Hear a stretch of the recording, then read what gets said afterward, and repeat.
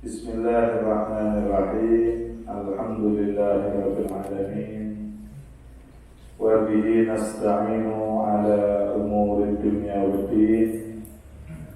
Allahumma shalli wa sallim ala sayyidina Muhammadin wa ala alihi wa ashabihi ajma'in, amma ba'd. An Abi Dzarrin Al-Ghifari radhiyallahu anhu anin Nabi sallallahu alaihi wasallam fima yarwihi an Rabbihi azza wa jalla annahu qala ila an qala ya ibadi law anna awwalakum wa akhirakum wa insakum wa jinnakum qamu ala sa'idin wahidin fasa'aluni fa'aqtaitu kulla insanin mas'alatahu ma naqasa dzalika mimma indi illa kana yang usul mihyatu idza udkhilal bahra. Ya ibadi innama hiya a'malukum ukhsiha lakum thumma uwaffikum iyyaha faman wajada khairan falyahmadillah wa man wajada ghaira dzalika fala yalumanna illa nafsahu, rawahu Muslim. Sebuah hadis yang diriwayatkan oleh sahabat Abu Dzar Al-Ghifari radhiyallahu anhu. Hadis ini panjang sekali sampai pada pernyataan Allah Subhanahu wa taala menyatakan kepada hamba-hambanya ini, kepada makhluknya, wahai hamba-hambaku, seandainya mulai yang pertama dari kalian sampai dengan yang terakhir dari kalian, makhluk pertama sampai dengan makhluk terakhir, insakum wa jinnakum, baik dari kelompok manusianya atau dari kelompok jinnya, mulai makhluk pertama sampai terakhir, kelompok manusia dan jin, qamu fi sa'idin wahidin, kumpul ada di satu tempat, kumpul semuanya di satu tempat, fasa'aluni, kemudian semuanya tersebut memohon kepadaku. Apa kata Allah? Fa'aqtaitu kulla wahidin mas'alatahu, maka akan aku berikan untuk masing-masing permintaannya. Semua makhluk, mulai Nabi Adam sampai nanti manusia terakhir yang diciptakan oleh Allah, bukan cuma manusia itu, sak jinin bisa kumpul semuanya, kemudian masing-masing ngajukan permintaan, permohonan kepada Allah. Minta, mohon, semuanya minta kepada Allah. Allah mengatakan apa? Akan aku berikan untuk semuanya, satu persatu semuanya aku berikan, dan itu semuanya mana qasadzalika mimma indi kama yang usul medyat tidak udkhilal bahr, tidak akan mengurangi sedikit pun yang ada pada diri. Sebagaimana kalau misalnya seperti sebuah jarum kemudian dimasukkan ke laut, jarum dimasukkan ke laut, diambil, kira-kira mengurangi satu dari laut, mengurangi seberapa? Nggak akan kurang sama sekali. Jarum kita masukkan ke laut, kemudian diambil, paling cuma kurangan satu tetes. Satu tetes nggak ada artinya dibandingkan air laut yang begitu banyak. Diberikan gambaran seperti begitu. Di sini menunjukkan bahwa sebetulnya karunia anugerah Allah itu sangat banyak sekali. Pemberian Allah itu sangat besar, pemberian Allah sangat banyak. Sehingga kita itu gak perlu takut, gak perlu khawatir sampai gak kebagian. Ojo tindakan gimana? Ya, jangan pernah kita takut itu gak kebagian, kok gak kentekan. Ya. Nah, nanti kita gak kebagian. Nah, pemberian Allah itu sangat banyak, pemberian Allah itu sangat besar. Siapapun yang meminta, memohon kepada Allah pasti akan diberikan, pasti akan dipenuhi oleh Allah Subhanahu wa Ta'ala. Maka itu kita itu paling enak kalau sandarannya kita itu sandaran kepada Allah. Ya. Kalau kita itu bergantung kepada Allah, hidup itu nikmat. Ya. Hidup itu enak, hidup itu nikmat. Kalau yang kita jadikan untuk sandaran itu adalah Allah, kita bergantung kepada Allah Subhanahu wa Ta'ala. Cuman memang pada kenyataannya hal ini sulit. Teori ini kayaknya gampang, tapi pada prakteknya mungkin sulit. Manusia itu mungkin akan kembali kepada Allah kepepet raiso popo lagi balik ke Gusti Allah. Padahal harusnya mulai pertama kita kembali kepada siapa? Kepada Allah. Mulai pertama kita itu kembalinya kepada Allah. Nanti Allah akan menunjukkan kepada kita jalannya. Karena memang tidak mungkin ya Allah itu memberikan kepada manusia itu secara tiba-tiba langsung, itu enggak. Karena memang sifat karakter manusia itu mesti membutuhkan yang namanya sababiyah. Sebabnya apa? Itu manusia, sifatnya manusia. Mesti takut kena opo. Ya, kena apa? Bagaimana itu sifat daripada manusia. Contoh kalau ada orang wafat, orang meninggal dunia, mesti pertanyaannya orang itu mesti mengatakan, "Kenapa mati ini?" Ya, kenapa mati ini? Ya, padahal jawabannya sebetulnya simpel, ya kita umur ya gitu. Habis umurnya simpel atau jawabannya simpel ya baru ketemu Islam ya gitu. Nah, tapi mesti orang tanya, orang mesti tanya. Nah, itu karena memang manusia butuh. Nah, kita minta kepada Allah, nanti Allah yang akan memberikan jalan, ngatur petunjuknya kemana, seperti apa, bagaimana. Kita kembali kepada Allah, bergantung, bersandar kepada Allah. Hidup itu akan nikmat, karena tidak ada yang tahu. Gak ada yang tahu. La ya'lamu mafatihal ghaibi illallah. Tidak ada yang tahu tentang perkara-perkara yang ghaib ini kecuali hanya Allah Subhanahu wa Ta'ala. Nanti itu mau ada apa kita gak ada yang tahu. Jangankan besok, minggu depan, bulan depan, nanti malam mau ada apa kita semua gak ada ya. Gak ada yang tahu, hanya Allah. Apa juga yang kepada diri kita juga gak tahu. Nah, maka kita minta kepada Allah Subhanahu wa Ta'ala. Tiap hari kita doa, kita minta, kita mohon kepada Allah. Ya, mudah-mudahan diberikan kebaikan oleh Allah Subhanahu wa Ta'ala. Dihindarkan, dijauhkan dari semuanya yang tidak baik. Kita minta aja, mohon kepada Allah. Ya, minta mohon kepada Allah, mudah-mudahan diberikan kebaikan, dijauhkan daripada semua kejelekan.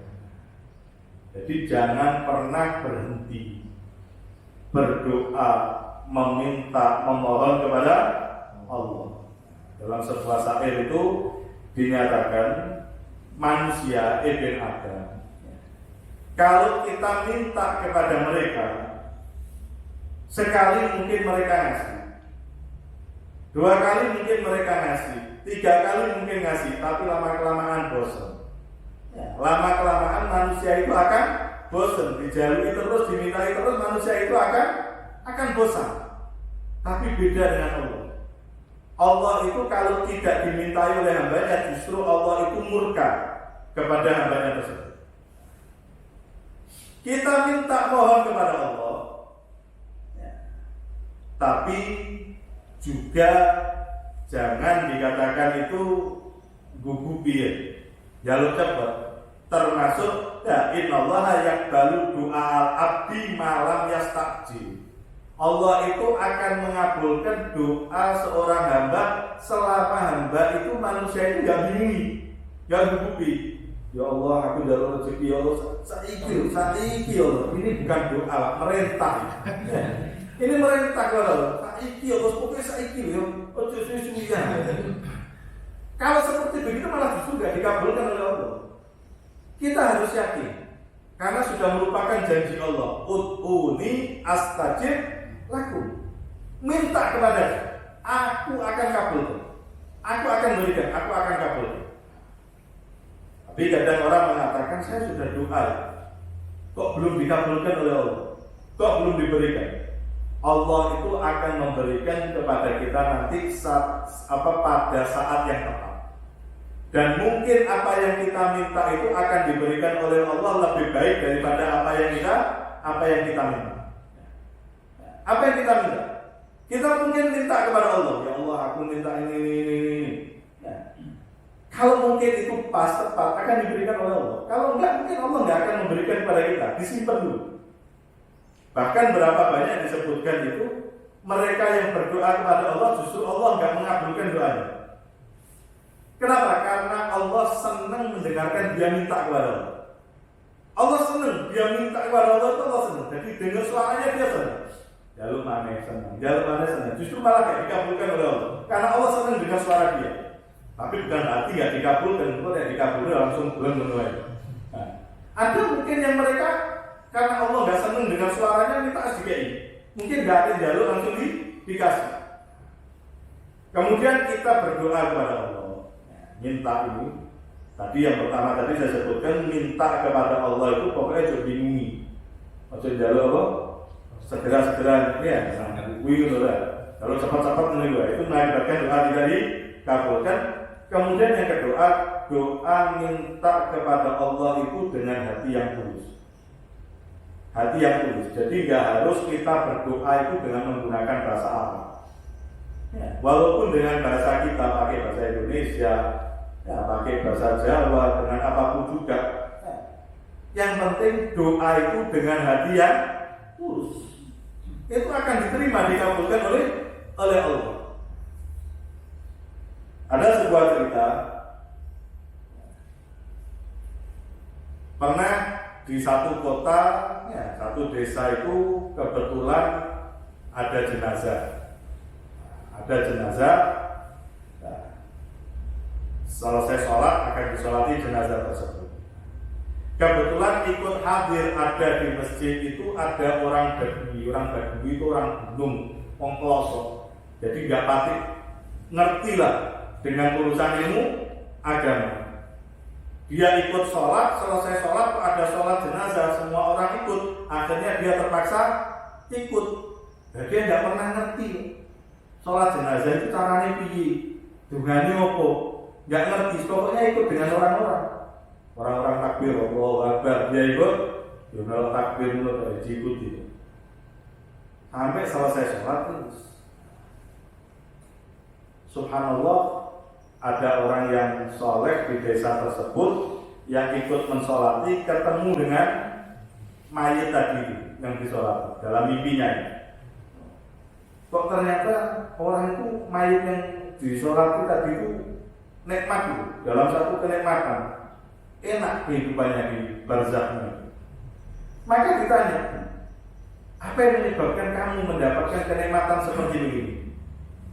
Dia mengatakan Allah mengampuni dosa saya karena doanya orang Badui yang ikut mensolati saya. Ya, doanya orang Badui itu yang ikut mensolati saya, doanya dia yang diterima oleh Allah. Sehingga saya sekarang diampuni oleh Allah.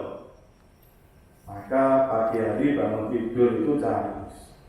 Kemarin ada orang Badui ikut sholat. Siapa mana dicari sampai ke mana? Pak, kemarin sampean di masjid ikut sholat jenazah dia. Saya mau tanya, sampean waktu itu doa. Ini Badui ini diledek. Wah, kecekel nek ora iso donga. Kecekel lagi iso donga. Dia mengatakan, ya saya doa sama seperti doa orang-orang itu. Enggak, jelas doa kamu beda. Jelas doa kamu beda. Enggak, saya sama seperti orang. Enggak, kamu beda. Saya ini kepingin tahu apa yang kamu baca. Akhirnya orang Badui tadi dia mengatakan iya. Saya memang nggak ngerti cara sholat jenazah dan saya nggak ngerti cara doakan mayat itu nggak ngerti. Cuma saya hanya doa minta kepada Allah. Saya katakan ya Allah, ini orang ini mayat ini sekarang akan menjadi tamu. Kalau misalnya dia tamuku, tak hormati, tak berikan dengan apa yang saya punya. Kalau perlu saya sembelihkan kambing, saya hidangkan makanan buat dia. Tapi sekarang tamu dan engkau lebih loman daripada saya. Engkau lebih pemurah daripada saya. Silakan kamu menghormati dia seperti apa. Doa sing polos model ilmu. Ya, tapi dengan hati yang bersih, tulus, diterima oleh Allah Subhanahu wa Ta'ala. Pernah juga ada seorang Badui itu ditanya, hal tusiru doa, bisa tidak kamu doa dengan doa yang baik? Dia mengatakan bisa. Coba doakan untuk kami. Apa doa yang dipanjatkan?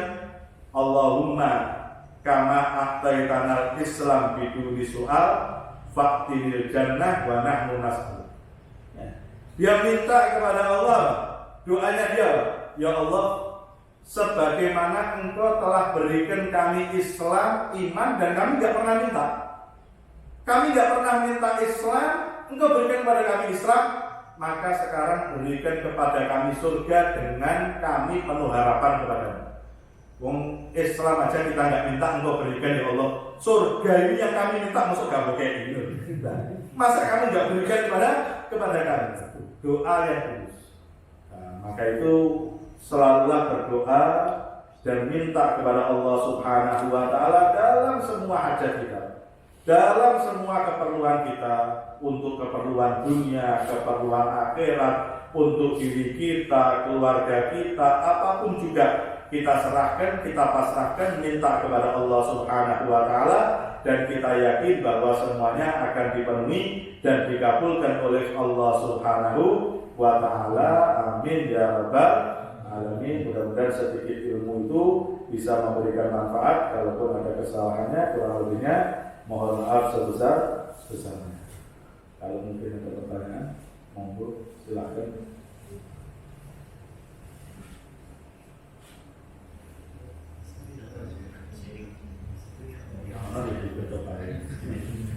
Bismillahirrahmanirrahim. Alhamdulillahirabbil alamin. Allahumma shalli wa sallim ala sayyidina Muhammad wa ala sayyidina Muhammad. Allahumma inna nas'aluka ziyadatan fid din, barakatan fil umur, wa sihhatan fil jasad, wa sa'atan fil rizq, tawbatan qabla al-maut, syahadatan indal maut, wa maghfiratan ba'dal maut, wa 'afwan indal hisab, amanan minal adab, nasiban minal jannah, warzuqna an-nadhar ila wajhikal karim. Wa sallallahu ala sayyidina Muhammad wa ala alihi wasallam. Alhamdulillahirabbil alamin. Al-Fatihah.